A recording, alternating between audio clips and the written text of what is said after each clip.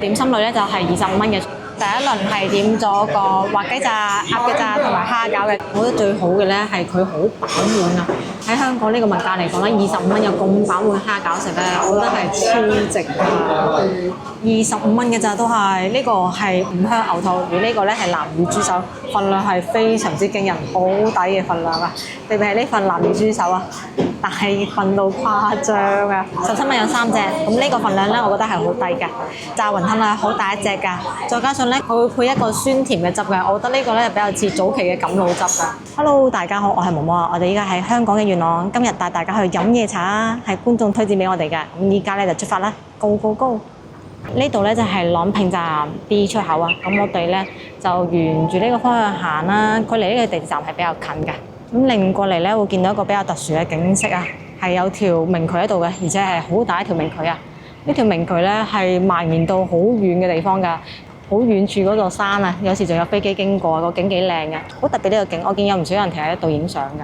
不過呢條渠咧係有少少臭味㗎。咁喺呢條渠嘅右邊咧係有個係咪新樓盤嚟㗎？有人話我知咧，睇上去我覺得係比較高檔㗎。你睇佢啲植物啦，收得好靚㗎，養護得好好啊！我見到有唔少嘅外國人係住喺呢頭嘅喎，係咪屬於元朗呢邊比較高級嘅樓盤㗎？入住率好高㗎！依家咧係夜晚7點，我覺得飲夜茶起碼都係要日落之後飲先比較有氣氛啦。我哋就沿住呢個方向行啦。日落之後咧，稍微冇咁熱，但係都係好犀利㗎。咁香港嘅商場空調咧係好強勁嘅，但係我覺得可能元朗呢邊嘅商場相對嚟講少一啲啦，所以行喺路上面咧總體係比較熱㗎。咁如果經過商場門口，係真係嗰陣涼氣咧好正嘅。我見香港依家咧都有幾多送外賣嘅人㗎喎，啲踩單車踩到飛快㗎，同埋有啲細路仔踩單車踩得好快嘅。呢度咧有間印尼美食㗎，我就真係見呢度住咗唔少嘅外國人㗎。就算係連街市咧都有賣呢種印尼零食嘅店㗎。呢邊係屬於元朗嘅比較多外國人集中嘅區域。我哋行到盡頭之後咧就向右轉，就進入咗一個比較繁華嘅街區啦。依家夜晚7點鐘，應該好多人都落班啦。咁我哋咧係要過對面馬路嘅。但係路上面車輛咧唔算多喎，係咪真係已經落班時間㗎啦？定係大家仲喺度加緊班啊？好啦，我哋等紅綠燈過馬路啦。過咗呢條馬路之後咧，仲有第2條馬路等緊我哋嘅，就係右邊嘅呢條啦，係沿呢個方向行嘅。咁依家夜晚7點鐘喎，大部分咧就得翻啲食肆啊同埋便利店開緊嘅咋。其他檔口咧好多都關咗門喎。哎呀，快啲過馬路！香港啲燈咧跳得好快㗎。佢一站咧就真係要跑過去㗎啦，如果唔係啪一聲佢就紅燈㗎啦。不過我睇電視劇咧就話，其實綠燈閃緊嗰時咧就唔應該過馬路㗎啦。好啦，我哋遵守交通規則。意大利菜嘅店，東南亞融合菜，呢邊應該真係比較多外國人聚集啦。如果唔係點會有咁多唔同口味嘅菜式嘅店咧？呢邊嘅騎樓咧係會有少少空調滴水嘅情況嘅，行嗰時就要注意一下啦。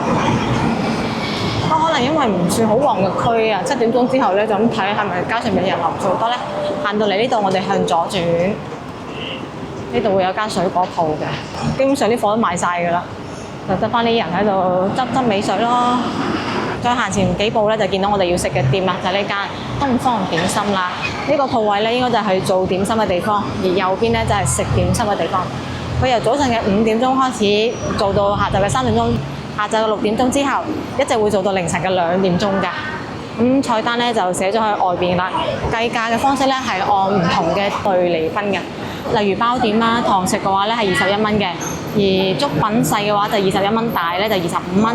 咁啊點心類咧就係25蚊嘅，腸粉類咧就26蚊。外賣咧反而平1蚊雞嘅喎，茶位咧係6蚊雞嘅。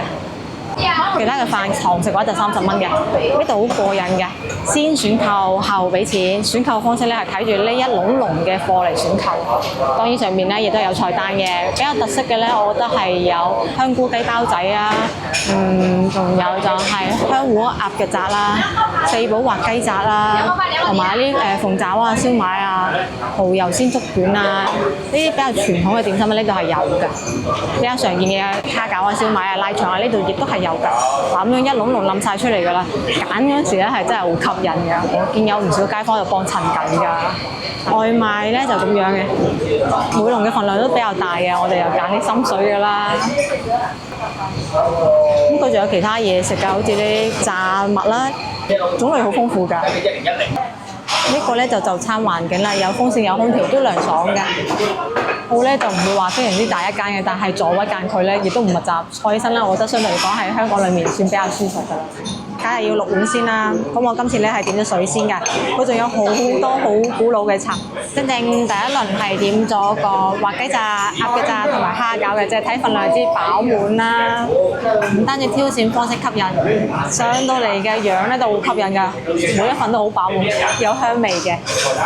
因為本身咧就一籠籠擺住喺出邊㗎啦，所以上菜速度咧係比較快㗎。如果堂食嘅話咧，坐喺位度同佢直接落單就得㗎啦。而外賣嘅話咧，就喺外邊對住嗰一籠籠嘢話要邊啲，俾咗錢之後就等佢打包就得啦。呢個咧係蝦餃，咁我哋由蝦餃開始試啊，4隻緊實團結喎。咦？呢個緊實團結啊，真係有啲團結喎，係分開到嘅，好似浸皮都唔會話好容易爛嘅啦，黐得有啲實，好啦。咁佢嘅接痕咧都係好明顯嘅，不過咧就肯定唔夠數啦，接得比較大嘅。蝦嘅話稍微睇到有少少粉紅色咯，但係個皮咧我覺得係比較厚嘅。咁呢種皮咧睇得出係手工整嘅，非常之有個性嘅蝦餃皮啊！開餐啦，蝦餃。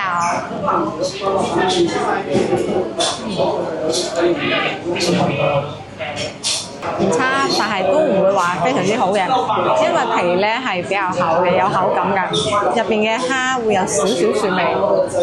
25蚊一籠呢個價格咧，喺香港食到咧，佢真係算唔錯㗎啦，冇咩大問題㗎，就係普通嘅水平咯。我其實咧覺得佢唔算太差㗎。首先因為佢係一直蒸住嘅，但係其實個皮咧又唔會話好黐嘅，只不過係厚咗少少㗎啫，所以其實個比例啊或者係個時間控制啊都幾好下㗎。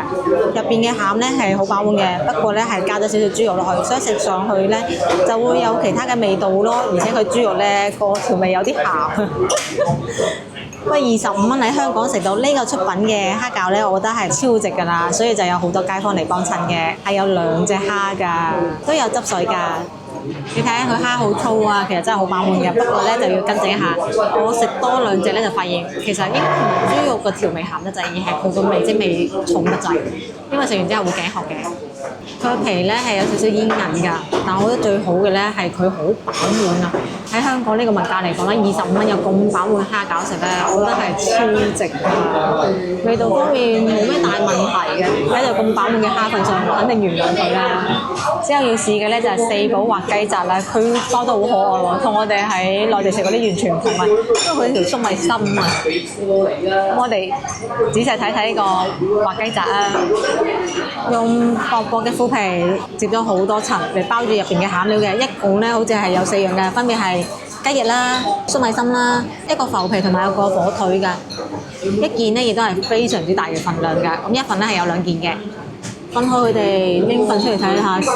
佢呢度啲點心咧黐還黐，但係真係唔係黐到爛嗰種嘅咯。不過份量真係有啲大啊！咦，隔離嗰份散咗件。試一試嘅味道啦，喺好大一份，成咗小山咁大嘅點心啊！放咗雞翼真係，我覺得有啲難食咯，因為有骨㗎嘛，冇可能打樹一啖咬落去，咁我只可以喺上面咬一啖先啦。睇下佢腐皮同埋雞翼嘅搭配。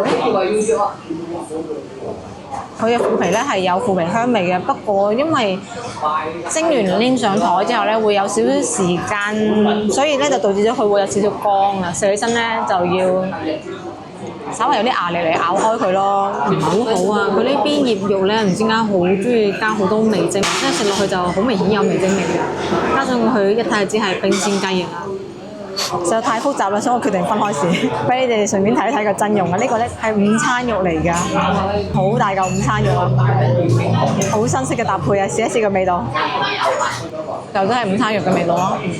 佢為隔離幾樣配料咧提供咗肉香味，同埋搞到全部都係嗰陣味咯。係一個好生命搭配嘅滑雞炸，25蚊呢個份量咧係抵嘅，但係我真係唔知點評價。呢個係粟米心，好爽，有粟米心應該有嘅香味。咁佢嘅調味咧係做得幾好嘅，唔上風頭嘅，同我啱先試到嘅雞翼咧，其實味道係好搭㗎。但係再搭都冇辦法，佢都冇可能成嚿食到嘅。咁因為一開始咧佢兩個黐埋一齊，所以係拎漏咗嘢㗎，拎漏咗嗰個浮皮啊。咁我哋依家試埋個浮皮啊，佢下邊係有少少芡汁嘅，都好結㗎。腥味比較重，而且有陣苦味，唔知點評價好。同埋個腐皮咧，食真啲就會覺得豆味唔夠明顯啊，就麻麻地咯。淨係睇個造型啊，同埋個籠啊，乾淨程度嗰啲咧，我覺得25蚊呢個出品都好有誠意㗎啦。定價咁低，所以就限制咗佢嘅用材咯。成分之中，我覺得最好食係呢個粟米芯㗎啦，清甜爽脆，喺呢個咁複雜嘅味道之中係一股清流，佢好正，而佢哋有啲唔識欣賞。香芋鴨腳炸份量都係比較大嘅，係咁樣嘅，外面有好大陣嘅麩皮，咁係有好大嚿嘅芋頭啦、豬肉啦，同埋好大隻嘅鴨腳啊。咁我就開餐啦，試下個味道。兩個咧亦都係黐埋咗一齊嘅。分開佢先。分開嘅過程咧，其實我唔係好想拆散佢哋嘅，但係佢哋黐得有少少緊密咯，係冇散到嘅。但係真係好大啊！呢份點心。好啦，搬佢走啦。嗱咁樣嘅。好，咁我就開餐啦。下邊有少少汁嘅，橙紅色嘅個汁係。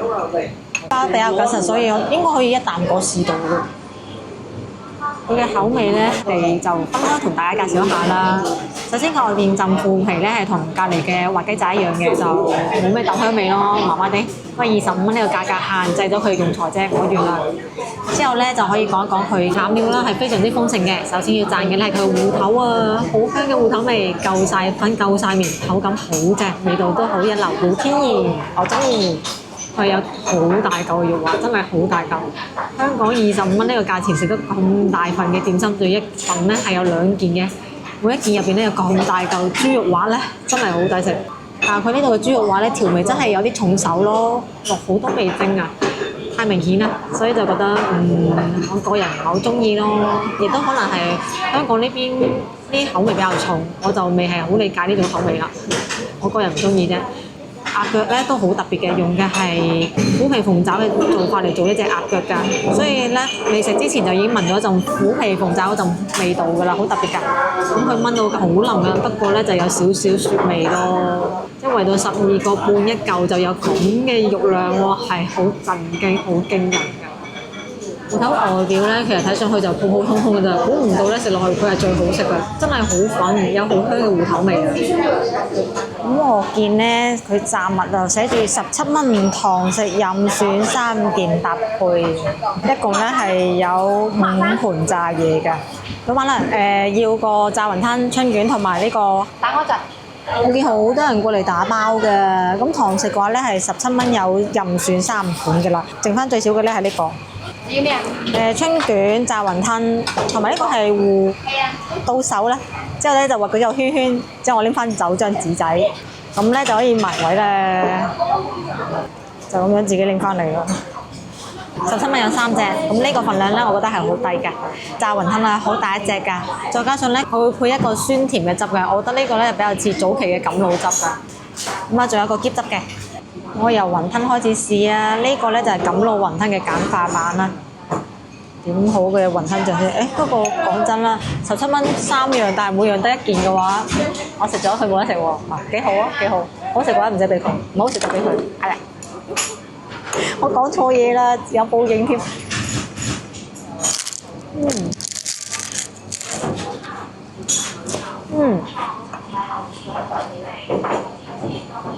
唔知咁多人打包啦，係非常之脆嘅呢個炸雲吞，而且佢入邊好似係蝦滑嚟㗎。嗰個錦鹵醬咧，酸酸甜甜好開胃，而且佢又係個酸甜醬咧調得比較稀，我覺得咁樣嘅味道咧唔會過分濃㗎，太過酸甜咧會導致味道搶晒風頭。咁依家咧係食到入邊嗰個肉嘅味道㗎，幾鮮下嘅，有汁嘅。最主要係佢外邊係好多層次好脆嘅，見唔見係好多層嘅？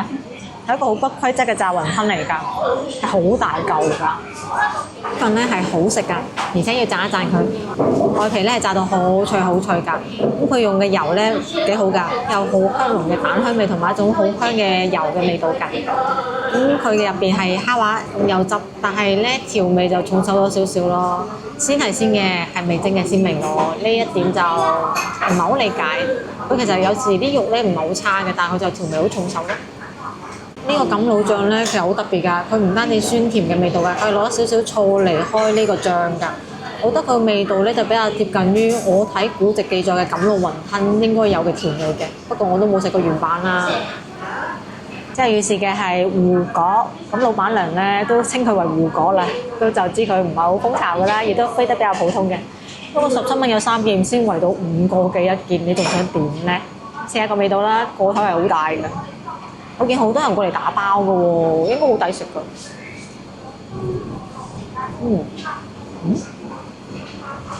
呢個芋頭咧全部都好粉啊，而且有好香濃嘅芋頭味，所以咧我對佢啲芋頭係偏心嘅。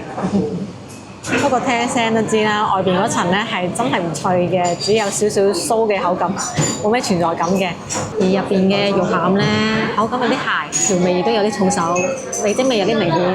但係一定要讚嘅咧係佢個芋頭，呢間店用嘅芋頭咧都好靚，夠晒粉啦，有香濃嘅芋頭味啦。我已經淨係想食佢有芋頭嘅點心啦。不過先圍到5個幾一粒，係好抵食㗎。我要試嘅係春卷啊！哇，好大碌，好重手啊！咁大碌春卷先圍到5個幾一碌咋。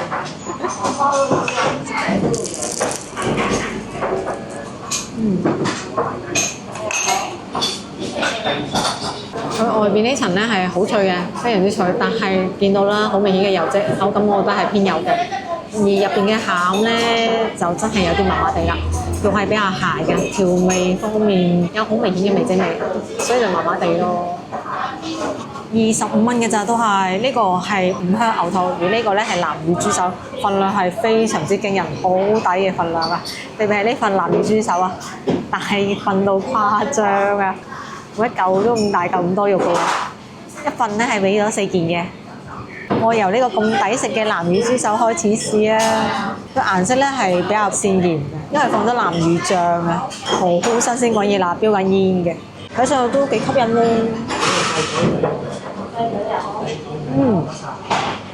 溫度好腍啊！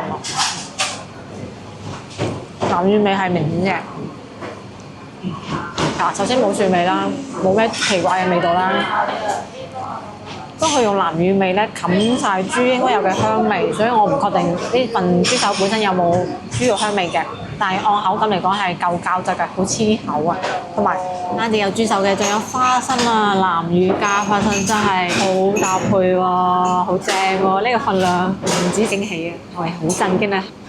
豬手咧係燜得好腍㗎啦，但係睇得出咧，佢個豬皮啊同埋豬肉咧唔會話全部都係上晒南乳色㗎，咁證明咗佢呢個顏色都唔算太過科技嘅應該。呢份咧係份量最大，我覺得係最抵食㗎，而且佢嘅豬手膠質係好豐富，燜到亦都夠晒腍㗎啦，口感方面係好好食㗎，再加上佢用咗好多嘅南乳嚟調味啊，有明顯嘅南乳香味，亦都因為用咗南乳嚟調味，所以佢終於冇再放好明顯嘅味精啦，起碼我就感受唔到味精啦。我唔明㗎，其實呢間鋪嘅出品咧唔差嘅，但係佢調味咧就好中意用味精咯，食完之後咧就搞到好頸渴啊！豬手咁正，試埋佢粒花生啦，佢花生係爽嘅喎，算啦，花生唔停啦，反正豬手好抵食，花生有少少益味。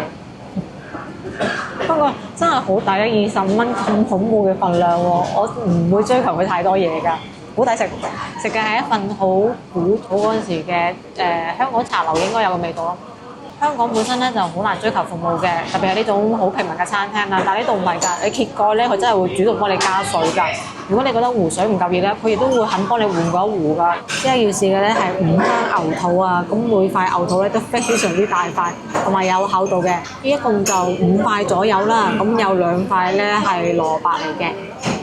我試咗個牛肚先啦，好有厚度㗎。牛肚咧係好厚好大嚿嘅，牛嘅味道而家係比較明顯嘅，明顯到五香嘅味道都冚唔過。不過口感幾好嘅，係牛肚應該有嘅口感，即係上面嗰層係彈牙，而下邊嗰層咧有少少腍咁樣，有兩個唔同嘅層次嘅口感嘅。咁我啱先所講嘅牛味咧，其實我覺得係牛素味啊，我覺得可能啊佢嘅牛肚洗得唔夠乾淨，不過份量係好大嘅。按呢個價格嚟講，香港物價係抵食嘅。咁我試埋佢嘅蘿蔔啊！